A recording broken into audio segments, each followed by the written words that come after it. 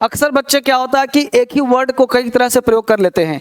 जब भी आप स्पीकिंग करते हो, राइटिंग करते हो या कुछ सोचते हो, जैसे लाइक दैट आप अब्यूज वर्ड है, राइट। अब एक वर्ड है अब्यूज। अब्यूज का मतलब आप सबको पता होगा, हिंदी क्या होता है पता है ना, गाली। वर्ब होगा गाली देना, तो अब्यूज नाउन भी है, वर्ब भी है। तो आप बोलते हो अब्यूज, दुरुपयोग, अब्यूज गाली, यानी इसका तीन तरह से यूज कर सकते हो। अभी बताऊंगा तीनों स्टाइल। लेकिन अब्यूज का मतलब दुरुपयोग। एग्जाम्पल दिया कि he was arrested on charge of abuse of power, यानी कि उसने पावर का दुरुपयोग किया, इसलिए उसे अरेस्ट किया गया। अब यहाँ पे आप जानोगे कि दुरुपयोग करना भी होता है। कहने का सेंस मेरा है कि जब आप स्पीकिंग करते हो तो चूंकि इंग्लिश का सिलेबस क्या है ना, लिमिटेड है, और उस लिमिटेड सिलेबस में आपको पूरा का पूरा इंग्लिश बोलना है, तो लिमिटेड में अनलिमिटेड काम करना है। अब्यूज का मतलब गाली, he gave you sexual abuse, यानी उसने भद्दी गालियां दी। तो आपका जो वोकैबुलरी है ना, एक वोकैब से 50 तरह के वर्ड्स आप फॉर्म कर सकते हो, डेवलप कर सकते हो और बोलने क्रम में यूज कर सकते हो, है ना मजेदार चीज। तो अब्यूज का मतलब दुरुपयोग भी और अब्यूज का मतलब गाली भी। और एक अब्यूज का मतलब यहाँ पे और देखो, अब्यूजेस का मतलब बुराइयां या कुरीतियां। कुरीतियां क्या होता है भाई? कुरीतियां कहते हैं सोशल एविल्स को। जैसे भी होली का समय आ रहा है, इस होली में लोग पता क्या करते हैं, गंदे नाली में डाल देते हैं। कुछ मेहमान लोग आते हैं, नाले का होली खेल लेते हैं, मिट्टी का होली, वो भी गंदे मिट्टी का होली खेल लेते हैं। क्या है? कुरीतियां हैं, सोशल एविल्स हैं, सामाजिक बुराइयां हैं। तो ये क्या है? There are many abuses in our present social system.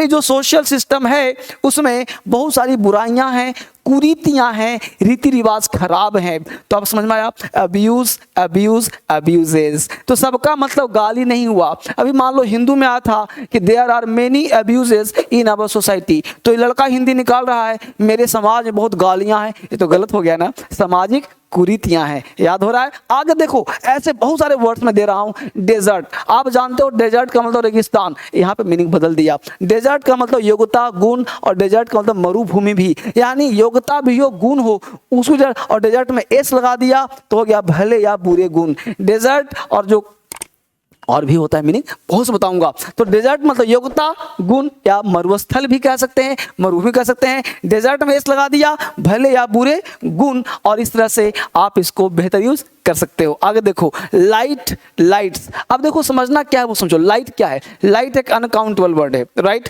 अब यहाँ समझना है कि लाइट का मतलब प्रकाश, और लाइट वर्ब बना दो तो प्रकाशित करने वाली वस्तु, और लाइट मतलब प्रकाशित करने वाली वस्तुएं, ये दोनों तरह का सेंस हो जाता है। अब इसको व्यवहारिक ज्ञान समझो। अ room with good natural light, यानी जो रूम है ना, ये प्राकृतिक लाइट से बिल्कुल भरा हुआ है। जैसे आपके घर में सन का लाइट आता है, सनलाइट है, तो उसको सनलाइट बोल सकते हो। Suddenly the light went of, अचानक से लाइट चला गया, यानी आपने आपके घर में बल्ब लगा होगा, बल्ब का लाइट बुझ गया तो कहते हो लाइट चला गया। यानी कि जो नेचुरल नहीं था वो सडनली क्या था, जैसे बिजली वाला लाइट था। एक था लाइट प्रकाशित करने वाली वस्तुएं, all the lights went of suddenly, ये सारे जितने घर में बॉल बत्ती थे सब अंधेरा छा गया। तो इस तरह से लाइट, लाइट्स का प्रयोग आप कर सकते हो बेहतर इंग्लिश को सुधारने के लिए। यानी आप एक वर्ड को कई तरह से नाउन बना के, वर्ब बना के भी यूज कर सकते हो। आगे देखते हैं क्या कहता है। क्रिकेट, क्रिकेट खेलते हो? बल्ले से क्रिकेट खेल रहा हूं।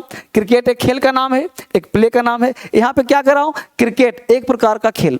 क्रिकेट का मतलब झिंगुर। झिंगुर एक प्रकार का कीड़ा है जो आप गाँव से अगर बिलोंग करते होंगे तो झनझन की आवाज शाम के, गर्मी का मौसम आ रहा है ना, तो झनझन या ठंडे के मौसम आता हो गॉड नोस, तो आप देखना कि आपके गांव में गर्मी में या ठंडे में एक प्रकार का लाइट वाला झिंगुर होगा जो एक आवाज निकालता है झिन झिन झिन झिन टाइप का, उसको झिंगुर बोलते हैं, राइट। तो झिंगुर होता है क्रिकेट का मतलब। तो एक क्रिकेट खेल हुआ, जैसे वी आर प्लेइंग क्रिकेट, हम लोग क्रिकेट खेल रहे हैं, हम लोग खेलते हैं, we used to play cricket, है ना। अब यहाँ पे द चर्पिंग ऑफ क्रिकेट्स, यानी क्रिकेट में झिंगुर इस प्रकार बना होता है जिसमें लाइट भी होता है शायद परहैप्स, तो इस तरह के झिंगुर को हम लोग क्रिकेट्स बोलते हैं। ये भी मजेदार है, इसको याद रखना है, ठीक है, ये काम आएगा आपको। अगला कहता है वुड। देखो बेटा, वुड, अगर वुड में एस लगा दो ना, वुड्स कर दो तो जंगल हो जाएगा। Would he chopped some wood of the fire, यानी कि वुड का मतलब लकड़ी काट रहा है जंगल में, या लकड़ी काट रहा है आग लगाने के लिए, फायर करने के लिए। तो वुड का मतलब लकड़ी, घर में आपके वुड पड़े होंगे, लकड़ी पड़े होंगे। और वुड्स का मतलब क्या हो जाएगा, जंगल। He has gone to walk in the woods, यानी वुड में एस लगा दिया तो जंगल बन गया। वुड का मतलब लकड़ी। ये उस प्रकार काम कर रहा है जैसे आपको पढ़ाया होगा अल्फ़ाबेट, अल्फ़ाबेट्स। अल्फ़ाबेट का मतलब वर्णमाला और अल्फ़ाबेट्स का मतलब लैंग्वेज, भाषाएं। आपने पढ़ा होगा गुड का मतलब अच्छा और गुड्स का मतलब सामान, पढ़ा है ना। इस तरह से चीजें हैं जो मजा आ रहा होगा। ये नए नए वो कैप्स दे रहा हूं आपको जिसके तहत आप सीख सकते हो। अब देखो गाय नहीं बोलते कम ऑन गाइस, हेलो गाय, है ना, यू गाय, सुन रहे हो मेरी बात। तो गाय का मतलब मनुष्य, गाय का मतलब खेमा, टेंट बांधने का रस्सा को भी गाय बोलते हैं। अब गाय को गाइस, गाइस जब तक नहीं बोलोगे तब तक पुरुषों स्त्रियों का समूह नहीं होगा। तो किसी भी को संबोधन कर रहे हो, मान लो बहुत सारे लोग बैठे हैं तो बोलते हैं ना come on guys, hello guys, है ना, इस तरह से बोलते हो गुड मॉर्निंग गाइस। तो गाइस का मतलब होता है कि जो सामने व्यक्ति है उसको भी हम, स्त्री या पुरुष कोई भी हो सकता है, उसको हम गाइस का प्रयोग करते हैं उसको एड्रेस करने के लिए, संबोधन देने के लिए। तो गाय का मतलब मनुष्य, खेमा टेंट बांधने का समय, गाय में इस लगा दिया जैसे कम ऑन यू गाइस, आप सभी गाइस, है ना, इस तरह से। तो पुरुषों या स्त्रियों के समूह को, स्त्रियों के समूह को हम लोग गाइस बोलते हैं। ऐसे आप कह सकते हो